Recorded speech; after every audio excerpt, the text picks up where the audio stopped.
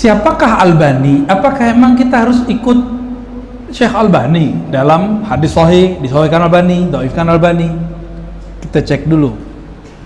Syekh Albani itu beliau peneliti hadis lebih dari 20 tahun.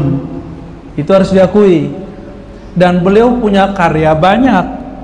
Makanya Syekh Said Mamduh, gurunya antum di Mesir, memasukkan beliau ke daftar ahli hadis. Siapa yang masukin? Syekh Said Mamduh, murid terbaik Syekh Yasin Al-Fadani dalam ilmu hadis. Murid terbaik siapa? Syekh Yasin Al-Fadani dalam ilmu hadis. Beliau juga murid dari Sidi Abdullah Al-Ghumari. Lalu masalahnya apa? Kita cek apakah Syekh Said Mamduh membiarkan begitu saja? Enggak. Meskipun digolongkan ahli hadis, tapi Syekh Albani dikritik, bahkan dikeroyok habis-habisan oleh ulama. Kita lihat Syekh Albani itu pertama terkenal kapan? Waktu di Suriah, tinggalnya di Damaskus. Itu langsung berhadapan dengan ulama besar bernama Syekh Muhammad Sa'id Ramadan Al-Buti, kalah debat langsung. Lalu pindahlah ke Yordan. Pernah juga pindah ke Madinah, ya, balik lagi ke Yordan. Wallahu alam apa gimana susunannya itu. Di Yordan beliau menjadi penulis salah satu penerbit, muridnya namanya Zuhair Shawis. Tapi setelah beberapa kali Zuhair Shawis ini kemudian menerbitkan sebanyak mungkin. Dikira oleh Syekh Albani Zuhair Shawis menerbitkan tapi tidak kasih dia reality. Berdebatlah mereka, pecah kongsi. Tahu pecah kongsi? Ya. Akhirnya Syekh Albani memarahi Zuhair Shawis dan menulis itu dalam muqaddimah sifat salat Nabi. Bagaimana marahnya dia kepada Zuhair Shawis. Dia anggap Zuhair Shawis itu mengeksploitasi dia. Tapi di video terakhir Syekh Zuhair Shawis hampir nangis. Apa katanya? Saya murid Syekh Albani. Saya sudah memberikan hak-hak Albani. Sekian ribu meter tanah di Yordan yang mahal itu aku kasih untuk Albani. Kita perlu tahu dinarnya Yordan itu mahal, sama dengan pound sterling, kalah dolar. Gak ada apa-apanya dolar, apalagi rupiah, ya. Mampus kita kalau ke Yordan, ya. Langsung bokeh.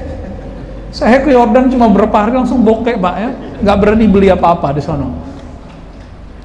Itu Syekh Albani udah diberi macam-macam, tapi dia dihasut oleh beberapa murid yang lain yang melihat kedekatan Syekh Zuhair Shawis terlalu dekat kepada Syekh Albani. Maka antum hati-hati, saya hati-hati.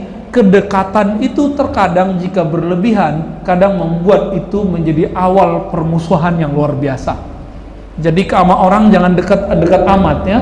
Dekat boleh, tapi jangan terlalu ta'assub, fanatisme. Pecah kongsi sudah. Lalu Syekh Albani pernah bertugas, ya, diundang jadi dosen di mana? Nah, ini ajaib nih, di Madinah. Nggak pernah kuliah tapi jadi dosen, mirip kayak Buya Hamka. Nggak pernah kuliah tapi jadi dosen.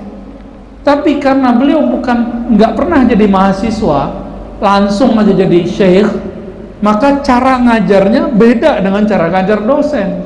Cocoknya sama pengajian. Beliau berfatwa agar mengeluarkan kubur Nabi dari Masjid Nabawi. Akhirnya nggak lama konflik lagi, keluar lagi. Walhasil Syekh Albani penuh kontroversial. Saya sudah teliti, Syekh Albani punya satu sanad hadis dari Syekh Raghib At-Tabbagh. Namun info terakhir dari Syekh Ali Jum'ah bahwa beliau telah merobek ijazahnya. Wallahu alam, ya. Beliau nggak menghargai lagi ijazahnya. Tapi dalam Sahih Abi Dawud dia cerita, Syaikhi fil ijazah Syekh Muhammad Raghib Tabbagh. Dia sebut Syekh dalam mengijazahkan. Satu doang ijazahnya ada. Semoga dengan ijazah itu Syekh Albani termasuk ahli hadis bersanad, tidak hanya ahli hadis peneliti. Ahli hadis itu bisa non muslim loh. Mau tahu ahli hadis non muslim? Mau tahu? Namanya Wensing. Pernah dengar? Dulu ada kitab, dulu semua syekh kiai punya, namanya Al-Mu'jam Al-Mufahras. Sebelum ada Google, belum ada aplikasi Syamilah, aplikasi ini dan itu, orang kalau cari hadis lewat Al-Mu'jam Mufahras. Itu pimpinan proyeknya namanya Wensing, ahli hadis, orang Belanda. Tapi sampai mati tidak percaya hadis dari Rasulullah sallallahu alaihi wasallam. Ahli hadis, tapi kolbunya berhadas. Itu nasibnya, kasihan nggak tuh? Kasihan. Maka ahli hadis tuh nggak mesti mukmin, kan itu peneliti doang. Tapi kalau muhaddis pasti mukmin. Muhaddis itu yang man qala haddasana, yang meriwayatkan hadis langsung dari gurunya, dari fulan disebut muhaddis. Semoga Syekh Albani disebut muhaddis karena satu sanad itu cukup insyaallah. Ya. Saya kapan ternyuh dengan Syekh Albani? Setelah saya kritik Syekh Albani habis-habisan di pengajian-pengajian, ternyata sampailah kitab itu, Sifat Salat Nabi. Kita baca sampai akhir, dari maghrib sampai isya. Di akhir dia berdoa, ya Rabb, jadikan aku orang di hari kiamat yang berkumpul di Zumratil Muhaddisin, di kelompok ahli hadis. Itu saya nangis tuh bacanya. Oh, ternyuh juga kita. Berarti Syekh Albani sebenarnya niatnya baik, cuma manhajnya tidak tepat.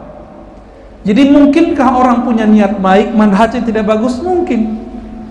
Bukankah aliran-aliran sesat itu sebenarnya tidak mau sesat tapi manhaj dia sesat, benar nggak?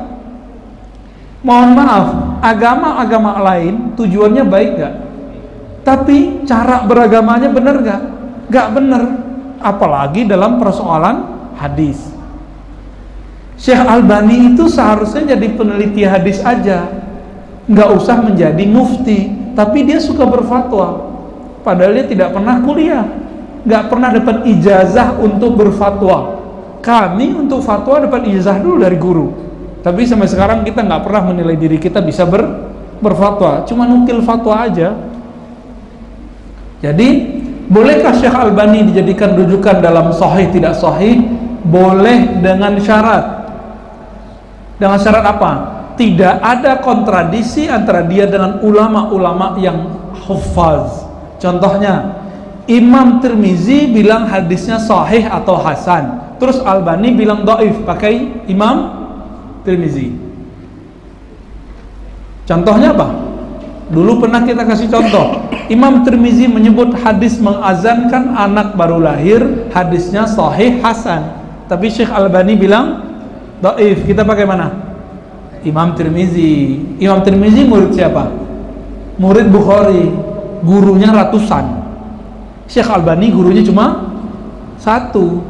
Oh, Syekh Albani itu kutub buku, lebih kutub buku Imam Tirmizi. Ya, Syekh Albani banyak hafal hadis, yang benar. Buktikan kalau iya.